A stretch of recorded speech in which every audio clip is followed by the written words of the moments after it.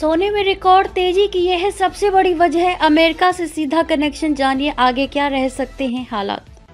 साल भर पहले की तुलना में दुनिया अभी थोड़ी शांत दिख रही है। पूर्वी यूरोप में यूक्रेन का मोर्चा पहले जैसा ही है, लेकिन पूर्वी एशिया में ताइवान और पश्चिमी एशिया में फिलिस्तीन का मोर्चा ठंडा माना जा सकता है।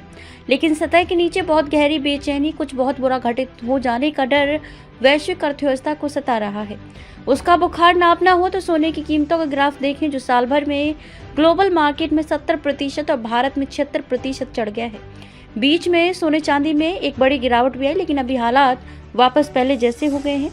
इतिहास से तुलना, अतीत में ऐसा कुछ भीषण बदलावों के समय ही देखा गया है। 1974 में डॉलर की कीमत स्थिर रखने वाला ब्रेटन वुड्स समझौता खत्म होने पर 1979 और 80 में ईरान की इस्लामी क्रांति के बाद खाड़ी क्षेत्र की उथल पुथल के वक्त और 2010 में अमेरिकी वित्तीय प्रणाली के हिल जाने से पैदा हुई महामंदी के प्रभाव में ऐसी कोई विश्वव्यापी उथल पुथल तो अभी कहीं देखी नहीं जा रही है। फिर सोने की कीमतें रॉकेट का मुकाबला क्यों कर रही हैं?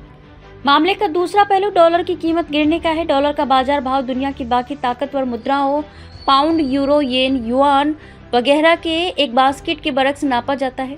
2025 में डॉलर 10% के आसपास सस्ता हुआ है। ध्यान रहे, अमेरिकी अर्थव्यवस्था अभी अच्छी हालत में है। फिर डॉलर का वजन कम होने की क्या वजह हो सकती है? अमेरिकी राष्ट्रपति इसे अपने लिए समस्या नहीं मानते, क्योंकि सस्ता डॉलर अमेरिकी निर्यात के लिए अच्छा है, पर विश्व अर्थव्यवस्था के लिए ये चिंता की बात है।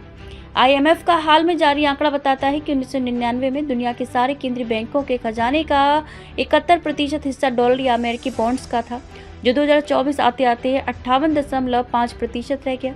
केंद्रीय बैंकों की प्रवृत्ति अभी अपने खजाने में सोने का हिस्सा बढ़ाने की है। अन्य शक्तिशाली मुद्राएं भी ज्यादा रखने लगी हैं।